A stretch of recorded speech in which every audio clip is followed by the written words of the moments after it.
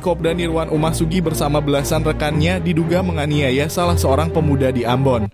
Korbannya ialah Ayub Tatiratu, warga negeri Rumah 3, Kecamatan Teluk Ambon, Kota Ambon. Kejadian itu berlangsung di rumah korban yang berlokasi di belakang Politeknik Negeri Ambon, Rabu 27 Maret 2024. Kuasa hukum korban John Lennon Solisa mengatakan bahwa Nirwan Umasugi beserta belasan temannya mendatangi rumah korban sekitar pukul 19.30 waktu Indonesia Timur. Korban kemudian dikeroyok tanpa ampun hingga diserat ke dalam rumahnya serta diinjak-injak oleh para pelaku. Klien saya dipukul oleh belasan orang, salah satu pelakunya Nirwan Umasugi yang merupakan anggota TNI, ungkapnya saat diwawancarai tribunambon.com Kamis 28 Maret 2024.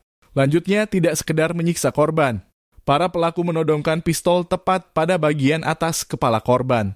Sambil menodong, mereka mengancam akan menembak korban hingga tewas.